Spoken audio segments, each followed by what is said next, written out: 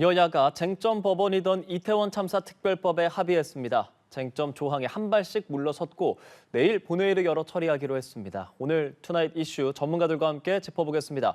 김철은 경일대 특임 교수, 조현삼 변호사 두 분 나와 계십니다. 어서 오십시오. 안녕하십니까. 네, 오늘 준비된 첫 번째 키워드 함께 보겠습니다.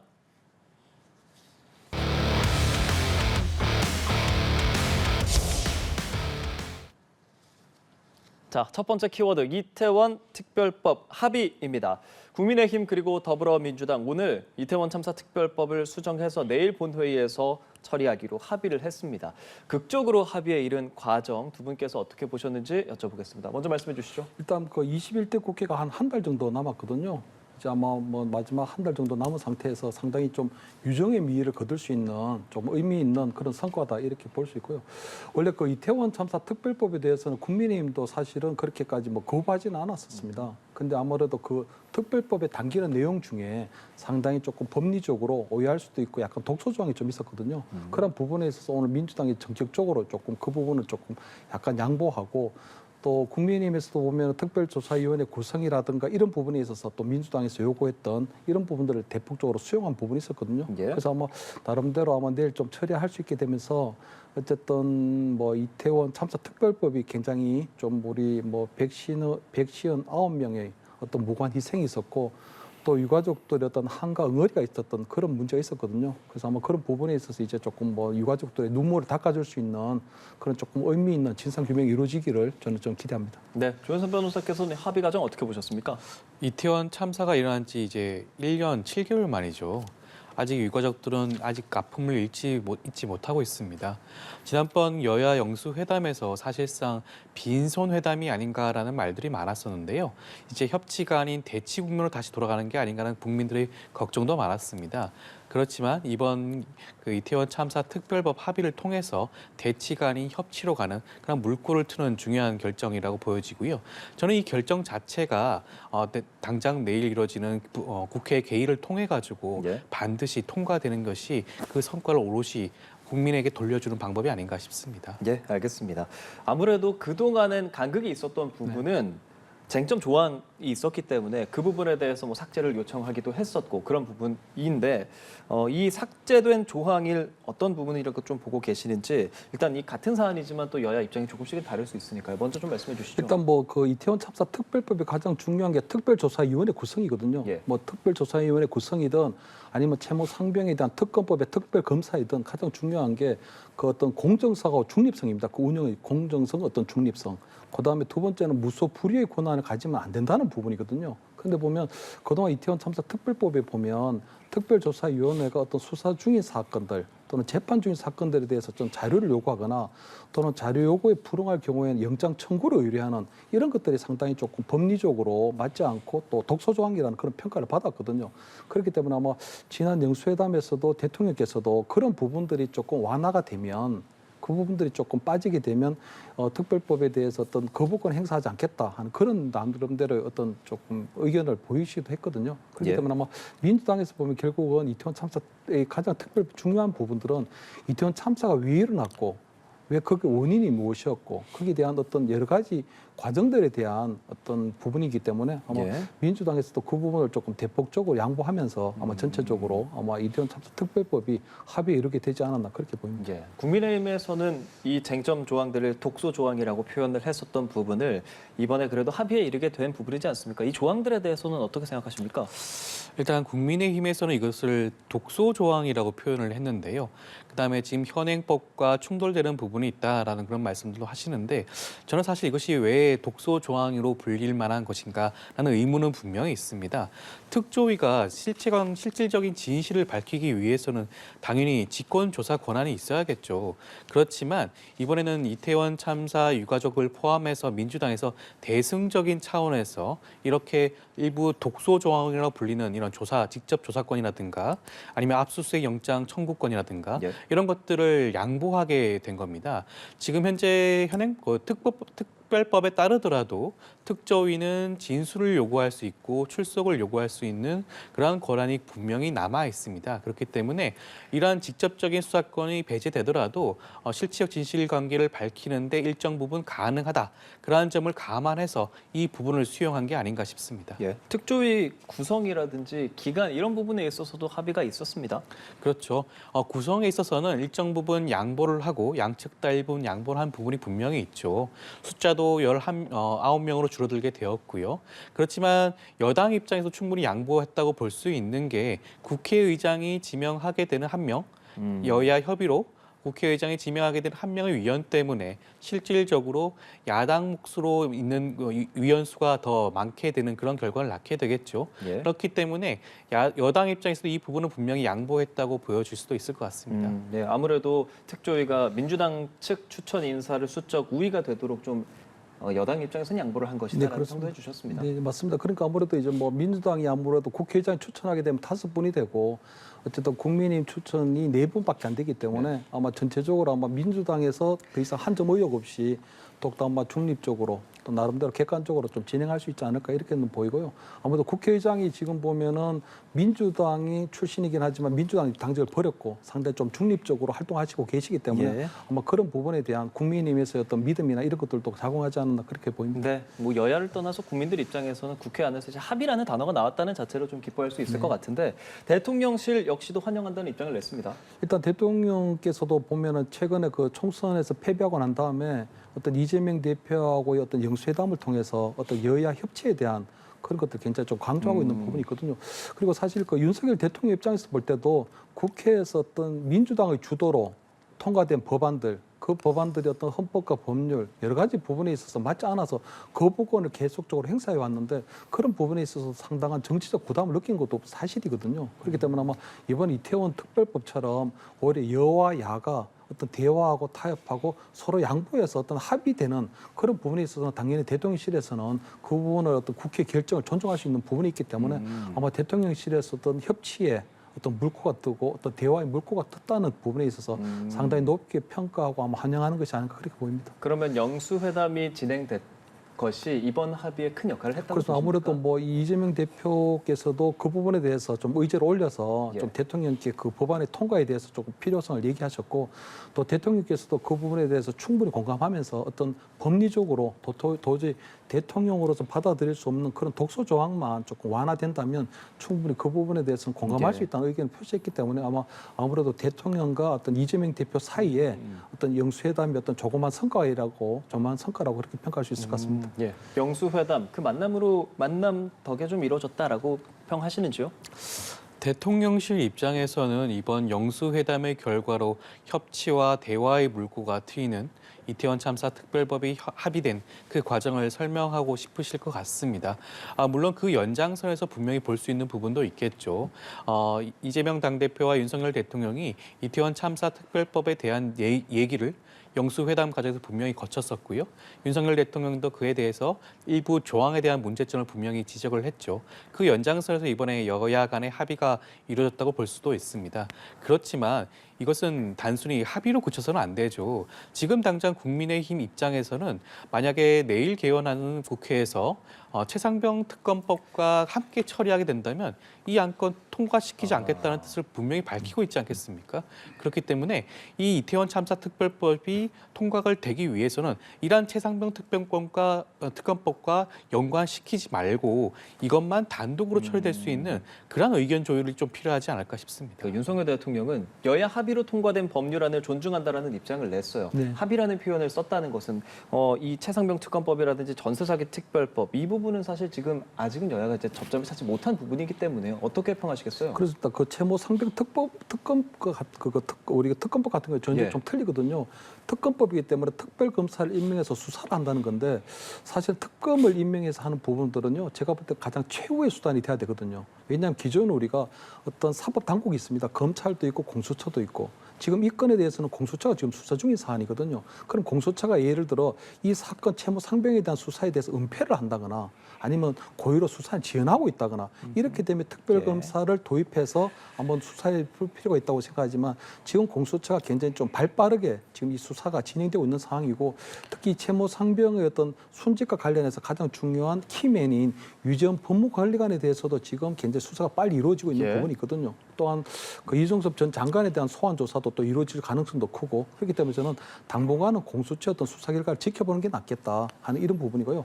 전세 사기 특별법 같은 경우는 좀 틀린 게 왜냐하면 지금 전세 사기를 당한 부분에 있어서 이게 보면은 우리가 대부분의 전세에 대해서는 선순위로 대부분 보장이 되고 있는데 후순위로 사기를 당하신 분들이 있거든요. 근데 그분들은 상당히 조금 사정이 안타깝긴 예. 하지만 지난해 전세 사기 특별법이 만들어졌고 그때 보면 나름대로 어떤 본인 개인의 어떤 책임 부분을 조금 부과하면서 구제할 수 있는 방법들이 좀 있었거든요. 근데 지금 민주당에서 얘기하는 전세 사기 특별법은 선구제, 그러니까 전세 사기 당한 사람에 대해서는 먼저 비용을 지불을 하고 나중에 국가가 그 깡통 전세에 대해서 또는 부실 채권에 대해서 또 구상권을 행사한다는 건데 그렇게 되면은 앞으로 전세 사기 당한 사람들에 대해서 어떤 국가가 먼저 비용을 투입해서 구제하게 되면 앞으로 취업 사기 예. 또는 금융 피싱 사기 이런 모든 사기에 대해서도 국가 구제해달라는 그런 것들이 본물처럼 터져나올 가능성이 크거든요. 예. 그렇기 때문에 아마 정부의 입장에서는 그런 부분들을 수용하기가 상당히 곤란한 부분이 있죠. 그렇기 때문에 아마 그런 예. 부분들은 아마 앞으로 여야 간에 조금 더 논의를 좀 해야 될 필요가 있다 이렇게 보입니다. 다만 교수께서 지금 일종의 좀 반대의 입장을 좀 보여주셨다고 네, 생각이 네. 드는데 네.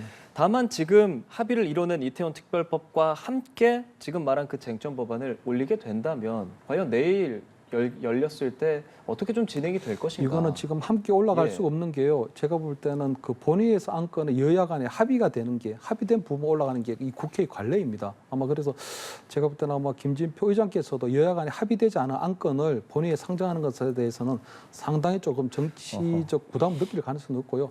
아마 21대 국회 마지막 의장으로서 아마 운영의 묘를 잘 운영의 묘를 살리지 않을까 예. 이렇게 보이는데 제가 볼 때 이태원 참사 특별법들을 처리하는 게 맞고요. 예.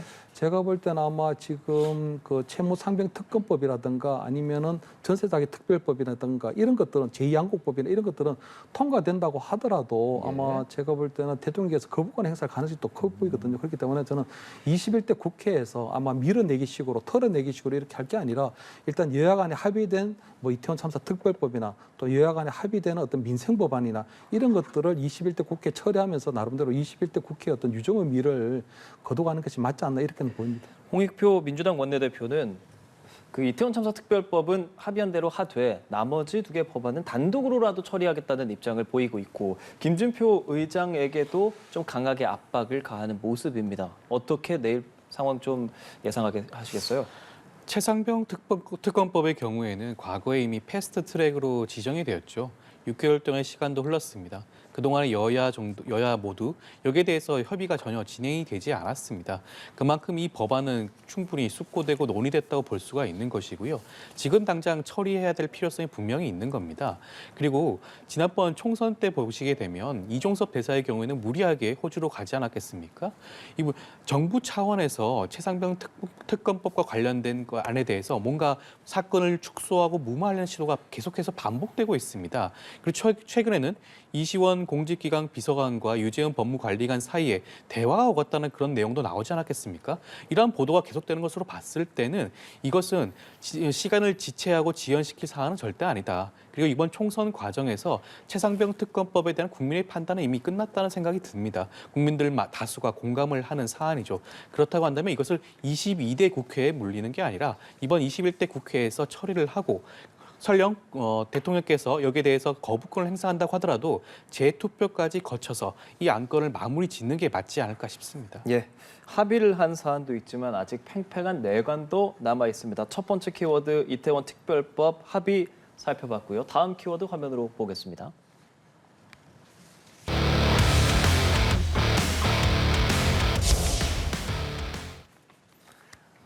원내대표 누가 될까? 네, 여야 모두 원내대표 선출을 앞둔 상황입니다. 국민의힘 얘기를 먼저 해보죠. 3일로 예정이 돼 있다가 9일로 연기가 됐어요. 그렇지만 아직도 직접적으로 공식적으로 표시하는 사람은 없는 이 상황입니다. 이 상황 좀 어떻게 봐야 되는 겁니까? 그래서 과거에 보면은 이 원내대표가 정말 중책 중에 중책이거든요. 그래서 보통 다선 의원들이 다 탐내는 자리입니다. 예. 그런데 이렇게 서로 양보하는 이런 아름다운 미덕이 언제부터 생겼는지는 잘 모르겠는데 굉장히 좀 그런 기이한 상황이 좀 벌어지고 있다고 봐야 되고요. 지금 보면 이철규 의원이 가장 뜨거운 감자거든요. 왜냐하면 이철규 의원이 지금 보면 아무런 대로 뭐 일단 뭐 친윤의 핵심이라는 얘기도 하고 또 대통령실과 가장 소통이 되고 있다는 부분이 있기 때문에 아마 다른 원내대표 출마 후보군들이 예. 뭐 이철규 의원의 출마 여부를 보고 움직이려고 하는 것 같은데 저는 지금 원내대표 선출 날짜가 한 일주일 정도 연기된 거는 두 가지 가능성이 있다고 보이거든요. 첫째는 아마 이철규 의원이 아마 그대로 출마하는 것에 대한 당내 반발이 좀 계속 생기고 있습니다. 그렇기 때문에 아마 이철규 의원이 한 일주일 정도 시간을 가지면서 그때도 후보군이 나타나지 않으면 아무래도 그럼 결국은 이철규 의원이 기다렸는데도 불구하고 마땅한 후보자가 없네. 이렇게 해서 아마 이철규 의원이 그대로 아마 원내대표에 출마할 가능성도 있고요. 두 번째는 아마 한 일주일 정도의 시간이 있기 때문에 이철규 의원이 아닌 새로운 대안 카드를 또 찾는 그런 시간이 될 수도 있는 거거든요. 그렇기 때문에 아마 전 이철규 의원이 그대로 출마하는 거 하나 또는 이철규 의원의 대안 카드를 만드는 게 있다고 보이는데 저는 이 부분에 있어서 꼭 짚어지고 싶은 건 원내대표가 친윤이냐 또는 영남은 안 된다 이런 것들은 예. 좀 아니라고 보거든요. 왜냐하면 지금 22대 국회 같은 경우는 윤석열 정부 5년 내내 여소야대가 된 형국입니다. 거기다가 지금 민주당 같은 경우에는 국회의장 선거에 나오시는 분들이 정치적 중립을 지킬 필요가 없다고 하고 있고 민주당에서는 17개 상임위원장을 다 독식하겠다는 의지까지 보이고 있거든요. 그렇기 때문에 지금 이번에 국민의힘에 22대 국회 첫 초대 제가 원내대표는 제가 볼 때 192석 가진 어떤 범야권하고 맞설 수 있는 어떤 협상력도 있어야 되고요.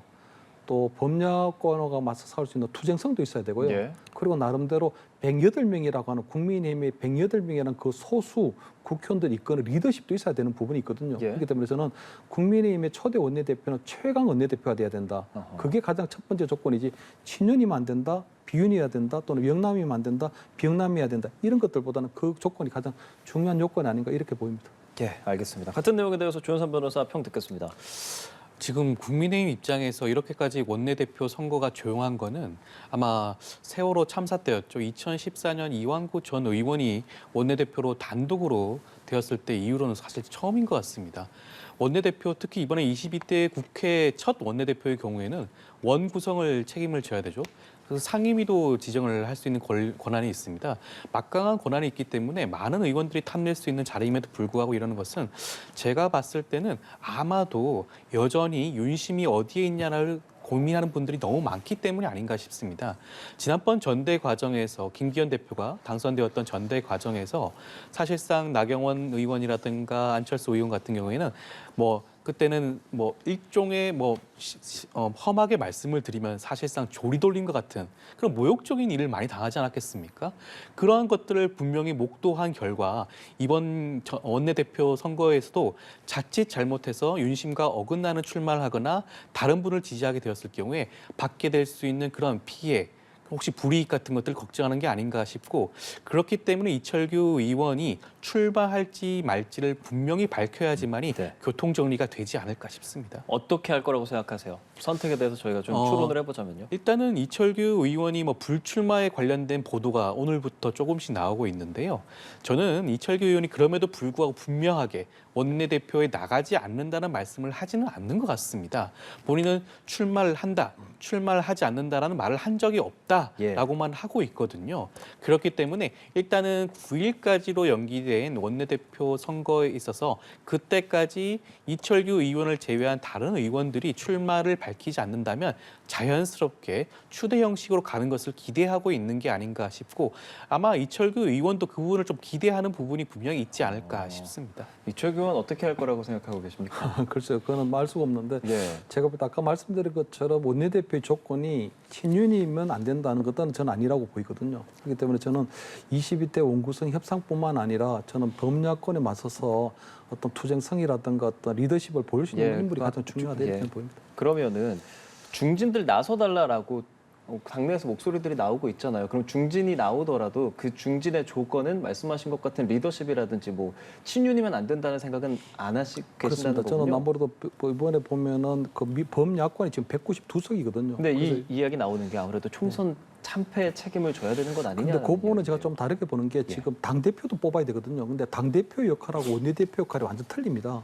예를 들어 우리 총선 패배에 대한 그 부분 때문에 어떤 당의 이미지를 새로 바꾸고 체질을 개선하고 한 이런 부분들은 당대표 역할이거든요. 예. 근데 어떻게 보면 당대표는 친윤이다 또는 영남당의 이미지가 계속 부정적으로 쌓이고 있기 때문에 저는 당대표는 비윤이었다거나 아니면 수도권에서 노는 게 맞다고 봐요. 그렇게 되면 나경원 전 의원이나 아니면 윤상현 의원이나 안철수 의원이나 이런 분들이 당대표에 나와서 어떤 당의 체질을 바꾸고 쇄신해 나가는 것도 맞다고 생각하지만 원내대표는 다른 문제거든요. 원내대표는 결국 국회 안에서 지금 범야권하고 함께 어떤 뭐 맞서서 어쨌든 뭐 이 국민의힘에 보내준 그 108석에 대한 의미도 살려야 되는 부분이 있기 때문에 가장 실무적으로 일을 제대로 할 수 있는 사람, 이 사람이 저는 원내대표가 돼야 된다는 부분이 있거든요. 그렇기 때문에 저는 당대표하고 지금 원내대표를 자꾸 혼돈해서 친윤당으로 돌아간다, 영남당으로 돌아간다 이런 부분들은 저는 조금 올바른 지적은 아니라고 이렇게 봅니다. 예, 당대표 얘기해 주셨으니까요. 국민의힘 당권주자 뭐 몸풀기 하고 있는 것인가 이런 보도들이 좀 나오고 있기 시작하고요. 지금 보면 안철수, 나경원 의원 또 언급도 해주셨고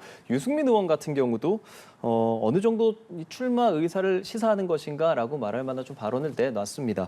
양상 어떻게 될까요? 유승민 의원 같은 비윤으로 분류되는 의원들이 당대표 선거에 도전을 해서 성공을 하기 위해서는 중요한 건 전대 룰이 아닌가 싶습니다. 지금 정진석 전 비대위원장이 전대룰을 변경을 했죠. 당심 100%의 전대룰로 변경하고 그 룰이 이번 전대에도 그대로 유지된다고 한다면 사실상 유승민 의원 같은 비윤으로 분류되는 의원들이 당선될 가능성은 굉장히 낮지 않겠습니까? 그렇다고 한다면 전대의 그 흥행 가능성은 굉장히 떨어진다고 보여지고요. 이번에 관리형 비대위원장으로 선출되신 분 황우여 전 대표가 어떠한 결정을 하느냐에 달려 있는 게 아닌가 싶습니다. 만약에 전대룰을 당심과 민심이 섞여서 함께할 수 있는 그런 전대룰을 한다면 아마 비윤으로 분류되는 수도권 의원들이 다수 그 당대표에 도전을 하고 소개의 결과를 얻어낼 가능성도 있겠지만 그렇지 않다면 사실상 여전히 친윤에 분류되는 그런 분들이 당대표가 될 가능성이 더 높지 않을까 싶습니다. 조금 전에 원내대표 그리고 당대표의 역할이 좀 다르다는 말씀을 해주셨잖아요. 그런데 지금 당대표 선출을 어떻게 그 비율을 정할 것이냐, 그대로 갈 것이냐 이 부분에 따라서 당대표가 누가 될 수 있을까도 좀 달라질 수 있는 부분이지 않겠습니까? 저는 그렇게 생각하지 않는 게요. 지금 보면 예. 당신 100%를 했던 이유는 그 30%의 민심이 바로 좀 역선택이 있는 부분이 있거든요. 예를 들어 그 30%가 지금 민심을 반영한다는 건데 민주당 지지자들이 어떤 뭐 이 국민의힘의 당대표를 뽑는 과정에 참여하는 부분들을 도저히 막아낼 수가 없습니다. 왜냐하면 민주당 지지자 같은 경우에는 여론조사 물을 때 민주당이 지지자면 빠지라 그러는데 그렇지 않을 가능성이 굉장히 커지거든요. 그렇기 때문에 국민의힘 대표를 뽑는데 민주당의 지지자들 또는 좀 심하게 얘기하면 민주당 개딸들이 오히려 이 국민의힘이 당대표를 뽑을 수 있는 가능성이 큰데다가 두 번째는 보면 여론조사의 비중이 당원들의 비중보다 더 커지게 됩니다. 이게. 그렇기 때문에 어떻게 보면 당원들의 어떤 뜻보다는 어떤 여론조사에 더 큰 비중을 가지게 되는 부분이 있거든요. 그래서 저는 아마 당원이 100% 한다고 하더라도 지금 이번 같은 경우는 좀 달라지는 게 어쨌든 당의 대표가 조금 비윤이 돼야 된다. 또는 수도권에서 나와야 된다. 이런 부분들이 있거든요. 그래서 저는 다음에 아마 차기 대권 주자군으로 분류되는 뭐 안철수 의원이나 뭐 지금 뭐 우리 경남의 김태호 의원 같은 경우도 벌써 출마 선언했기 때문에 그런 분들이 많이 나와서 저는 전체적으로 당의 체제를 좀 개선하고 또 컨벤션 효과를 노릴 수 있는 것처럼 특히 총선에서 패배하고 난 다음에 국민이 상당히 낙담을 하고 있는 상황이기 때문에 그런 부밍업도 좀 하고요. 예. 그다음에 보면 우리 젊은 당선인들이 보면은 도봉에 뭐 김재섭 의원이나 김용태 의원 또는 우리 경남 뭐 대구 같은 경우도 뭐 우재준 우리 젊은 30대 당선인들이 이번에 많이 당선이 됐거든요. 그래서 그런 분들도 아마 당 최고위원으로 좀 출마를 해서 전체적으로 좀 당이 조금 부밍업을 하고 조금 원기 회복을 할 수 있는 그런 기회가 됐으면 좋지 않겠나 이래 보입니다. 예, 국민의힘 원내대표는 경선 9일이고요. 그 이후에 또 전당대회까지 지켜봐야 할 것 같고요.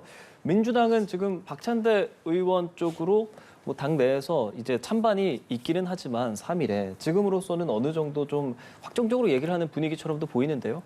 그렇죠. 일단은 후보가 단독 후보지 않겠습니까? 예. 찬반 투표를 하게 되는데 사실상 굉장히 높은 찬성률로 아마 원내대표 될 가능성이 높다고 할 수가 있고 박찬대 의원의 경우에는 어떻게 보면 당심과 민심을 모두 아우를 수 있는 그런 분이 아닌가 싶습니다. 지난번 총선 이전에 이미 당 지도부로서 그 역할을 분명히 보여주셨죠. 그리고 이재명 대표와의 호흡과 교감도 굉장히 좋은 편입니다. 그렇기 때문에 이번 원내대표 선거에서도 그만큼 역할을 할 수 있을 것으로 보여지고요. 그다음에 22대 국회 원내 구성과 함께 개혁 입법을 추진함에 있어서도 아마 적극적이고 선명한 모습을 보여줄 수 있는 그런 분이 아닌가 싶습니다. 박찬대 의원이 연임, 그러니까 이재명 대표 연임에 대해서 인터뷰한 내용 보면 연임 바라는 목소리가 꽤 많은데 실제 연임할지는 미지수다 이렇게 얘기한 것 어떤 의미라고 해석하셨어요? 미지수라는 것은 이것은 연임에 대한 의견 결정은 이재명 당 대표에게 달려 있다는 그런 의미에서 하신 말씀인 것 같습니다. 이재명 대표도 고심이 많죠. 이미 총선 때 그때 분명히 말씀을 하셨어요.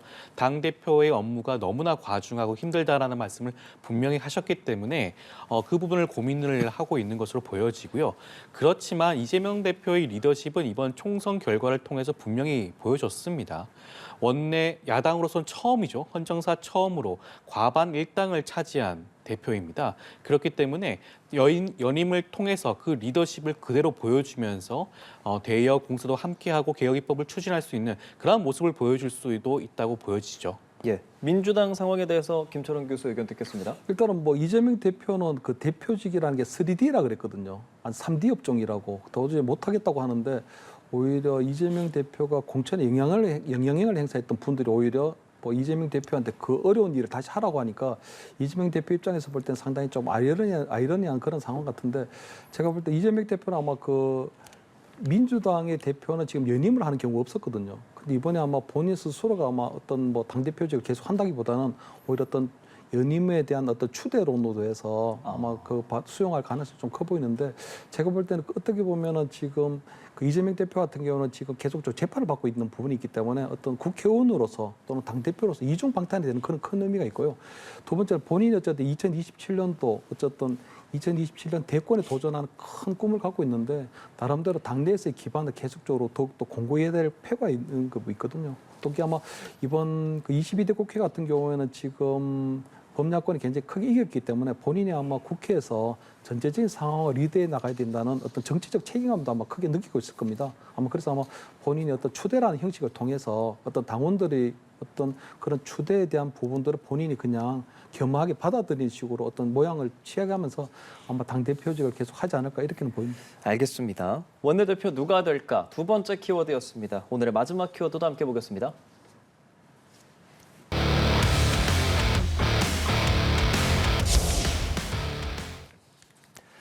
취임 2주년 기자회견입니다.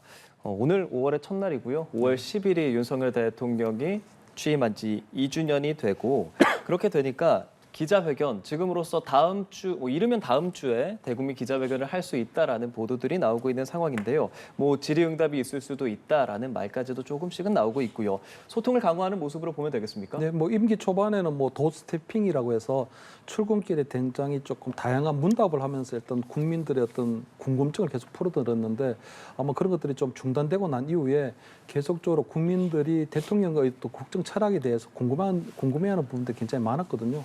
그래서 아마 대통령께서 이번에 아마 총선 패배 이후에 어떤 계속적으로 쌓이고 있는 불통 이미지 이런 부분에 대해서는 상당히 본인이 아마 정치적 부담을 느끼셨을 것 같아요. 그래서 아마 이번에 2주년 아마 뭐 기자회견에서는 아마 그동안의 어떤 물가에 대한 부분이라든가 또 의료 파행이 상당히 조금 장기화가 되고 있기 때문에 거기에 대한 어떤 국민들이 어떻게 불안해한 부분들 그러고 난 다음에 지금 또 민정수석실을 조금 부활하는 그런 부분들이 있거든요. 근데 그런 부분들은 대선 공약에서는 폐지하겠다고 약속을 했는데 새롭게 부활해야 되는 부분이 있기 때문에 사실 대선 공약을 어기는 게 아니냐 하는 이런 지적들도 좀 있거든요. 그렇기 때문에 아마 그런 부분에 대해서도 조금 소상하게 어떤 민심 청취의 차원이라는 부분하고 를 설명하면서 아마 국민들 이해를 구하는 그런 방식으로 이루어질 것 같고요.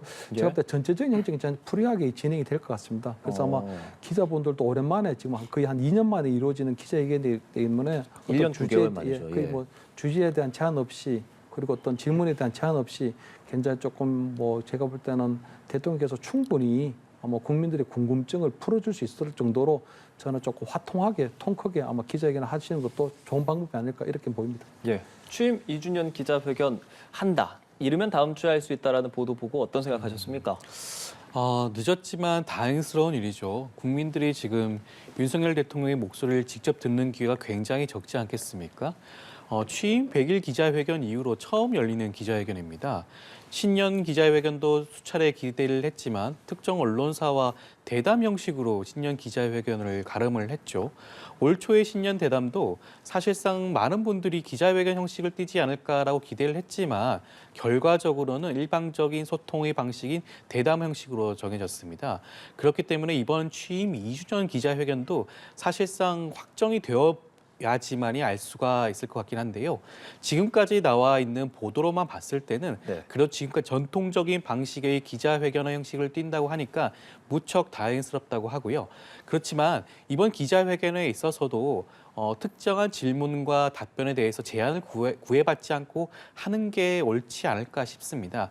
설령 윤석열 대통령이 껄끄러운 부분에 대한 질문이 분명히 나올 수 있겠죠. 김건희 여사에 대한 질문 아마 많이 나올 겁니다. 그런 부분에 대해서 구애받지 않고 성실하게 답변하는 모습을 보여준다면 사실상 불통의 이미지를 쇄신할 수 있는 그러한 기회도 가질 수 있지 않을까 싶습니다. 교수께서도 뭐 의제라든지 뭐 질문 횟수 뭐 이런 부분에 대한 제약 없이 네. 이루어지는 것이 맞다고 보세요? 맞습니다. 저는 뭐 그렇게 하는 게 맞다고 봅니다. 왜냐하면 굉장히 오랜만에 이루어지는 거기 때문에 굉장히 뭐 기자분들이 국민을 대신해서 물어보고 또 궁금해하시는 분들이 굉장히 많거든요. 그렇기 때문에 저는 뭐 시간에 구애 없이 또 형식에 구애 없이 또 주제에 대한 구애 없이 아마 그렇게 하는 게 좀 맞지 않나 이렇게 보입니다. 네. 그리고 조금 전에 민정수석실 뭐 기능 관련한 이야기 잠깐 꺼내 주셨으니까요. 윤석열 대통령이 실제로 이재명 대표에게 영수회담에서도 관련된 내용을 좀 이야기했다고 하는데 어떻게 생각하세요? 민정수석실의 그런 새로운 부활에 대해서 말씀을 하셨죠. 김대중 대통령 시절의 민정수석실 부활에 대해서도 말씀을 하신 것으로 보여지는데 그 당시에는 사실상 원로비 사건으로 인해서 민정수석실을 부활을 시켰습니다. 그런데 지금 사정이 과연 그러한 비슷한 사정인가를 한번 되새겨 봐야 될 것 같아요. 지금은 윤석열 대통령이 민정수석실을 부활시키는 의도가 과연 무엇인가? 민심을 청취한다라고 말씀을 하시는데요. 민심 청취는 시민사회 수석실을 통해서 충분히 가능한 일입니다. 윤석열 대통령이 이번 정권 출범 이후에 그 부분을 보강을 했었죠. 그런데 돌연 민정수석실을 민심 청취용으로 말씀을 하시는 것은 혹시라도 특검법과 관련된 각종 법안에 대해서 대응하는 차원에서 이루어지는 게 아닌가, 아니면 사전 컨트롤 타워로서의 그 역할을 기대하는 거 아닌가라는 그런 의구심도 가지지 않을 수가 없고 그 부분에 대해서 윤석열 대통령이 분명히 말씀을 하셔야 될 것 같습니다. 네. 어떻게 답하시겠어요? 일단 그 문재인 정부 때 그 잘못된 게 있었거든요. 문재인 정부 때 보면 울산시장 선거 개입 사건이 발생했습니다. 그때 보면 지금 황운하 의원 같은 경우는 지금 3년 실형을 1심에서 받았거든요. 그때 보면은 조국 전 장관이 그때 민정수석 시절이었습니다. 그래서 지금 그때 당시에 조국 민정수석이나 아니면 임종석 비서실장에 대한 수사가 개시가 됐거든요, 다시. 그렇기 때문에 과거의 대통령실에 특히 청와대 민정수석이 굉장히 조금 부정적인 이미지가 굉장히 많았습니다. 그렇기 때문에 아마 윤석열 대통령이 대선 공약으로 그것을 폐지했다가 지금 보면 이번 총선 지나고 난 다음에 굉장히 어떤 대통령께서 수행하고 있는 국정 철학이나 국정 정책하고 민심이 이반되는 상황이 좀 발생이 됐거든요. 그렇기 때문에 그런 민심을 조금 제대로 청취하기 위해서는 아무래도 민정수석실을 부활을 해서 아무래도 현장에서의 어떤 민심을 좀 더 들어야 될 것 같다는 생각이 들고요. 그렇기 때문에 그렇고 어떻게 보면은 지금 보면은 과거 정권에서 이루어졌던 어떤 민간인 사찰이라든가 어떤 사정기관을 통제한다든가 이런 부분들에 대해서는 아마 대통령께서 충분히 그 부작용을 잘 알고 있기 때문에 그런 부분들을 최대한 드러내고 아마 민심만 청취할 수 있는 순기능 방향으로 아마 민정수석실을 부활해야 되지 않나 이렇게 판단하는 것으로 보입니다. 짧게 여쭙겠습니다. 사정 기능 뭐 뺄 수 있다, 뭐 기능적인 측면에서 다를 수 있다는 보도도 좀 나오는데요. 그렇지만 거기에 반해서 민정수석으로 전직 고검장 출신들이 거론되고 있지 않겠습니까? 지금 현 정부가 검찰공화국이라는 그런 비난을 받고 있는데 민정수석실을 부활하는 것이 방금 말씀드린 것처럼 사정기관으로서의 역할을 수행하는 게 아닌가라는 우려를 금할 수가 없고요. 만약에 민심을 청취를 하기 위한 목적이라면 시민사회 수석실을 개편을 한다거나 아니면 출입 기자와의 기자간담회를 자주 연다거나 다양한 루트가 방법이 분명히 있습니다. 그다음에 여야 영수회담 같은 것들을 자주 하신다거나 그런 방식을 통해서 충분히 민심을 청취할 수 있음에도 불구하고 민정수석실을 신설한다는 것에 대해서 아무래도 많은 분들이 걱정을 하고 있는 게 아닌가 싶고 거기에 대해서 윤석열 대통령이 분명히 답을 하셔야 되는 게 아닌가 싶습니다. 알겠습니다. 오늘 김철현 교수 그리고 조현삼 변호사와 함께 투나잇 이슈 정치권 소식 알아봤습니다. 오늘 말씀 잘 들었습니다. 감사합니다. 고맙습니다.